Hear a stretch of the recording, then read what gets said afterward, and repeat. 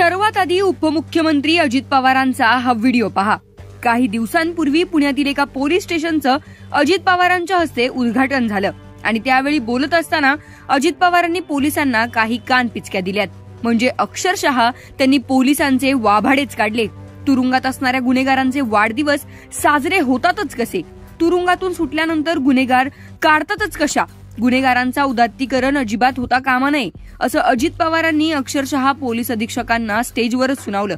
काय म्हणाले अजित पवार तुम्हीच पहा। दादाबाजी करणाऱ्या पुष्पराजचा देखील सध्या धुमाकूळ चाललेला दिसतो। त्यालाही आवर्गाला आता काही गुन्हेगारांचे तुरुंगात नेतानाचे तुरुंगातून सुटलेल्याचे वाढदिवस साजरे होते। म्हणजे काही तर तुरुंगात आहेत आणि त्यांचा केक बाहेर कुठं पोरं गोळा करतात आणि कापतात। काय चाललंय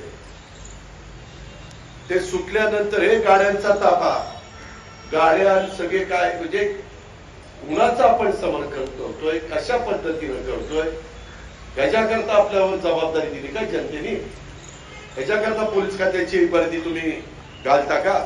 किंवा आम्ही देखील लोकप्रतिनिधी असताना आम्हालाही वाईट वाटतं की एकनाथराव, देवेंद्र, आम्ही सगळेजण जबाबदार पार पाडत असताना जर आपल्या महाराष्ट्रात, शाहू फुले आंबेडकरांच्या महाराष्ट्रात, छत्रपती शिवाजी महाराजांच्या महाराष्ट्रामध्ये जर अशा पद्धतीनं भाईंचे वाढदिवस, जयंत्या, माहितीचे बॅनर खुलेआम सगळीकडे लागतात। परवा मी सीपीला त्यांना इतकं बोललो, म्हणलं काय बोर्ड लागलेले पण दिसत नाही काय? आणि त्याच्यामध्ये ही गोष्ट चांगली नाही। समाजात गुन्हेगारांचं उदात्तीकरण अजिबात होता कामा नये। कोल्हापूर रेंज तुमच्या ताब्यामध्ये, जिल्हा तुमच्या ताब्यामध्ये। मी आता सीपी पिंपरी चिंचवड आणि पुण्याला पण सांगितलेलं आहे आणि त्यामुळं समाजामध्ये फिरणाऱ्या छोट्या मोठ्या भाईंचा फिवर वेळीच उतरवण्याची गरज आहे। त्याच्यामध्ये आपल्या पोलीस डिपार्टमेंटमध्ये सुद्धा कोणत्याही अधिकाऱ्याच्या आणि कर्मचाऱ्याच्या अंगात कायदा मोडणारे सिंगम येऊ नयेत याची पण काळजी घेतली पाहिजे। या गोष्टी पाळल्या तरच समाज। आणि त्यानंतर आता हे फोटो पहा। हे फोटो आहेत उपमुख्यमंत्री असलेल्या अजित पवारांचे सुपुत्र पार्थ पवार आणि कुख्यात गुंड गजा मारणेचे। आता गजा मारणे कोण आहे हे नव्याने सांगायला नको।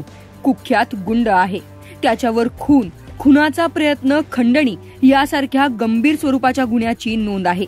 पुणे पोलिसांनी त्याच्यावर 2 वेळा महाराष्ट्र संघटित गुन्हेगारी नियंत्रण कायदा अर्थात मोक्कानुसार कारवाई देखील केली आहे आणि पार्थ पवार अशा कुख्यात गुंडाची भेट घेतात। बरं, गजा मारणे पार्थ पवारांची भेट घेण्यासाठी गेला नव्हता, तर स्वतः पार्थ पवार पुण्यातील राष्ट्रवादी काँग्रेसच्या काही पदाधिकाऱ्यांसोबत गजा मारणेच्या घरी गेले होते। त्यांच्या या भेटीचे फोटो चांगलेच व्हायरल झाले। एकीकडे अजित पवार गुन्हेगारांचे उदात्तीकरण करू नका असं लोकांना सांगतात आणि दुसरीकडे त्यांचाच मुलगा आणि राष्ट्रवादीचे काही पदाधिकारी एका कुख्यात गुंड्याची भेट घेतात। हे काही लोकांना रुचलं नाही। त्यामुळे अजित पवारांनी लोकांना सल्ले देण्याऐवजी सर्वात आधी पक्षातल्या लोकांना हे सल्ले द्यावेत अशी मागणी आता केली जात आहे।